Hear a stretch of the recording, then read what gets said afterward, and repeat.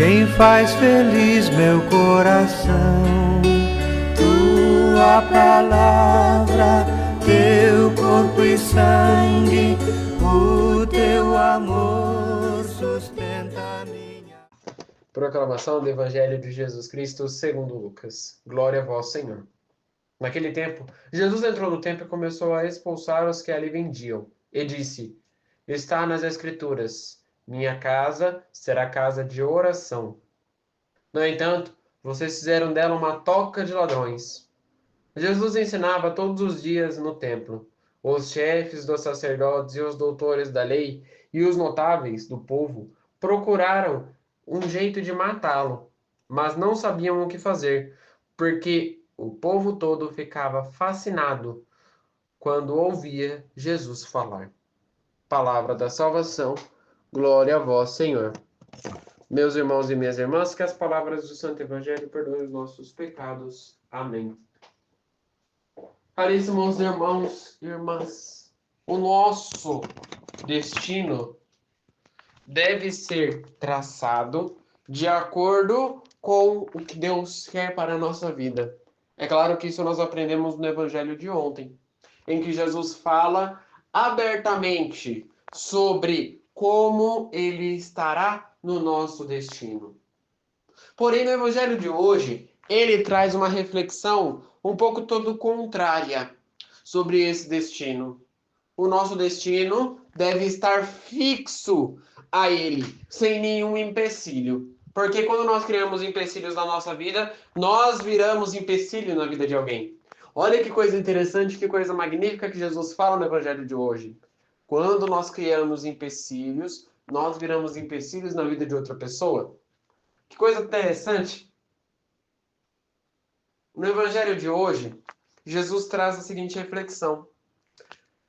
No templo, era comum as pessoas irem fazer os seus sacrifícios, de acordo com as coisas que elas deviam levar lá no templo. E aí, sacrificar uma ovelha, sacrificar um cordeiro, por exemplo. E isso tudo você sacrificava e levava lá no templo.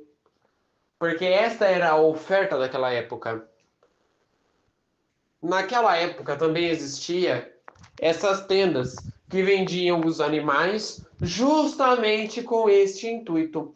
Então lá no templo era muito comum você passar, olhar e ver aqueles animais, veado, aquela ovelha, a galinha, porco, tudo sendo vendido lá dentro. Por quê? Porque ali você já comprava, você já levava e sacrificava. Você não precisa ficar comprando em outros lugares. Quando nós tentamos facilitar a nossa vida, ou seja, quando nós procuramos o caminho mais fácil, como vemos no Evangelho de hoje, nós muitas das vezes saímos do destino que Jesus quer e que Deus traça para a nossa vida. Quando nós criamos coisas que tornam mais fáceis a nossa vida, muitas das vezes a gente vai ficar de olho se vai ou não sair do destino que Jesus traçou para nós. E qual que é o real sentido? É você sofrer? Não. É o destino que Jesus traçou para a sua vida. É você aprender com ele. É você entender o que ele está querendo te propor. Não é você ser uma pessoa ignorante e falar, então Jesus quer que eu sofra o tempo inteiro. Não. Mas é você aprender que até nos sofrimentos existe uma forma de passar por eles. Porque se a gente for tentar driblar qualquer sofrimento em todos os momentos da nossa vida, a gente não vai ser sempre, aprender sempre Cristo. Cristo quer que a gente aprenda sobre Ele o tempo inteiro. Cristo quer que a gente vivencie Ele o tempo inteiro, que a gente respire Ele, que a gente mostre Ele, e que no nosso mostrar, que a gente se faça como Ele.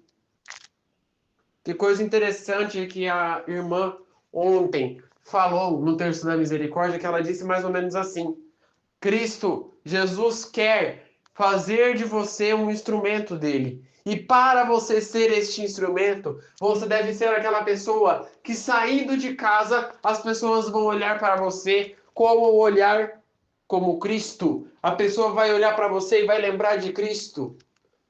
E que coisa interessante em pensar que nós conseguimos fazer isso.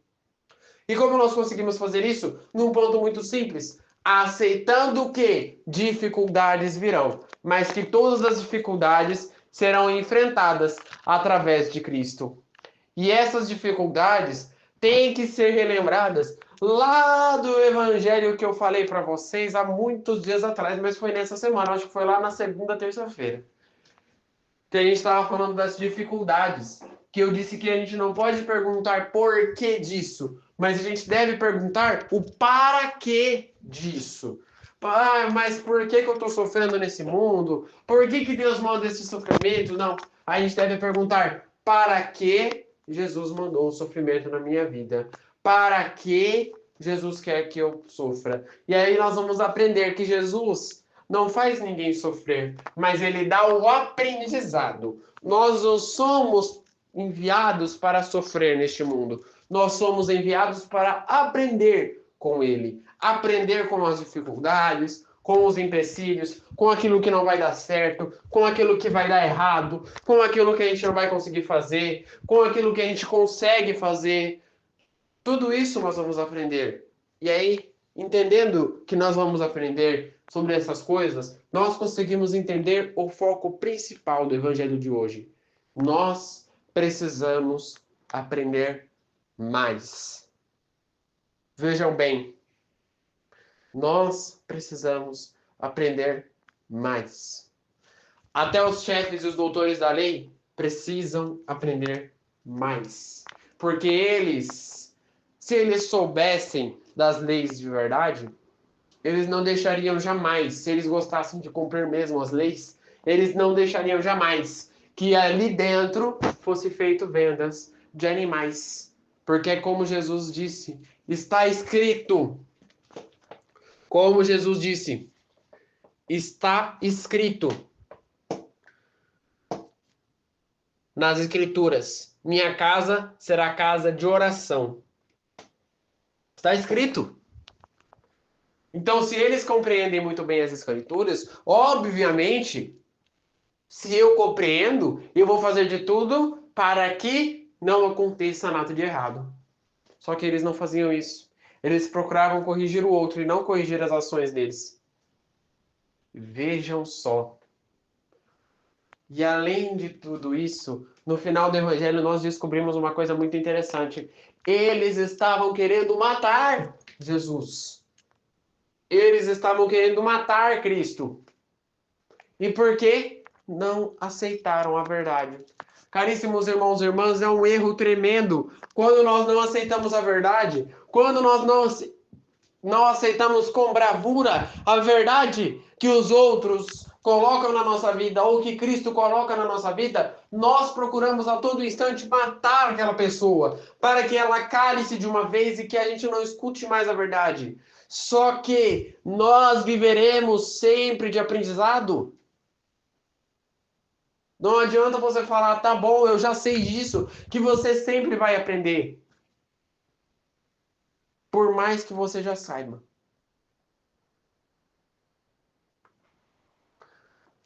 Hoje cedo eu parei para notar uma coisa.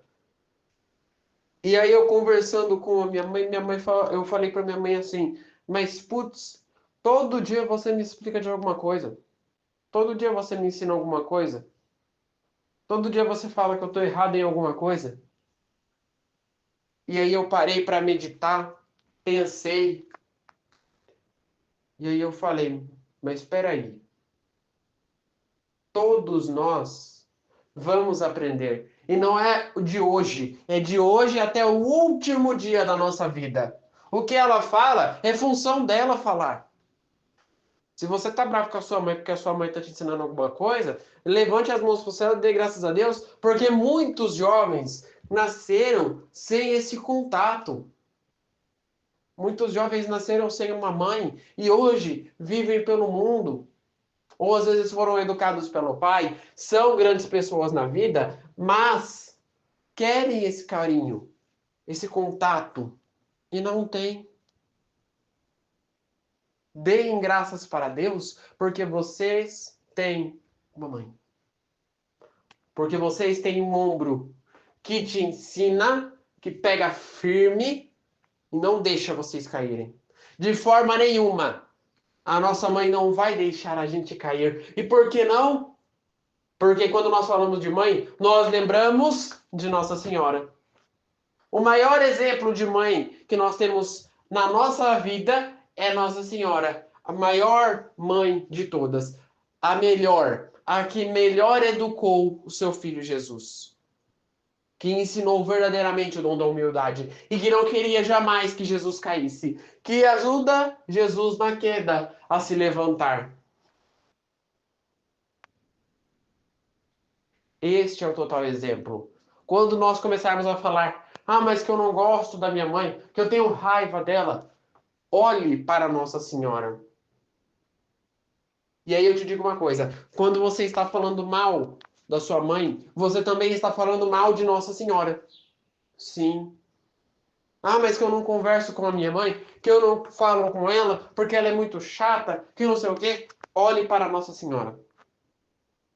Quando você estiver brigando com ela, lembre-se que você também estará brigando com a mãe de Jesus. E será que Jesus vai gostar disso? Será que isso agrada ao coração dele? Nós não podemos tornar da nossa casa espiritual. E com isso, com tudo isso, eu fecho o evangelho de hoje. Nós não devemos nunca tornar da nossa casa espiritual, ou seja, do nosso coração, um local de vendas, um local de comércio, uma loja. Como muitos professores falam, nós não podemos fazer da nossa casa um mercado de peixe.